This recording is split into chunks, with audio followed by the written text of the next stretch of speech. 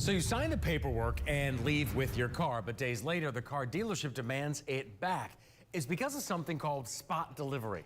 Channel 2 consumer investigator Justin Gray's here to explain why this can be really confusing for car shoppers. We've been talking about this in the studio. Yeah, Karen, this is something called a bailment agreement. If you sign one of these when you purchase a car, you might not actually have purchased it after all. The loan you agreed to may not be confirmed with the bank.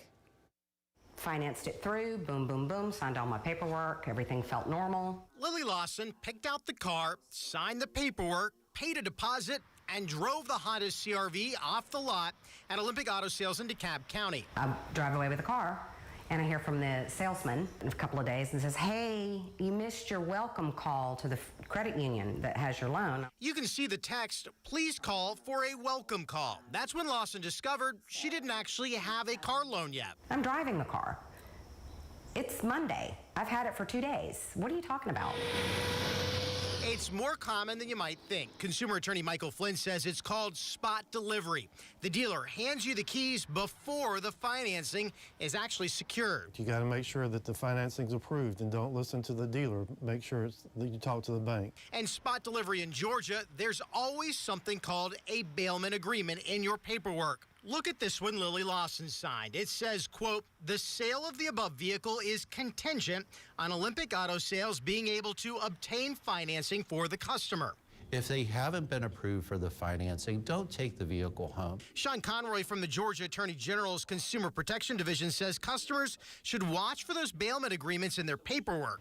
But he says dealers have a responsibility here, too. It is imperative that the dealers be transparent about what's going on, and misrepresentations of what's happening could potentially be a violation of the law. Olympic Auto not only took back the car 11 days after the sale, but refused to return Lawson's $500 deposit.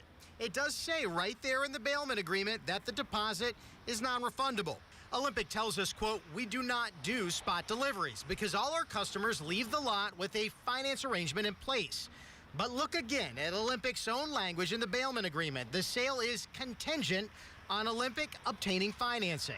Lawson says not only did she end up without a car and without her deposit, the whole mess lowered her credit score. When I was approved initially, it was 695, and now it is like a 620. They hit it 9 times. Our Channel 2 consumer advisor Clark Howard says car shoppers are better off securing their own financing independent of the dealership. If you allow this to be a one-stop shop where you get the vehicle and finance it, you're asking for trouble. Olympic says they offer dealer credit instead of a refund, and they claim that Lawson provided fraudulent income information on her application. But we looked at the rejection letters from 2 of the credit unions. They don't say that, only that she had, quote, excessive obligations to related to income. She had just closed on her house days before the car purchase. And Karen, I was just showing you one of the bailment agreements. This is what you got to watch for. If this is in your paperwork, be aware that you may not have actually signed up for the loan you thought you did. And remember, you don't have to walk away with the car that day. You can wait till that financing is official. This is great information because you never even knew anything about a bailment agreement. We signed so many things. Yes. You got to be careful. Oh, wow. Justin Gray, thanks so much for that.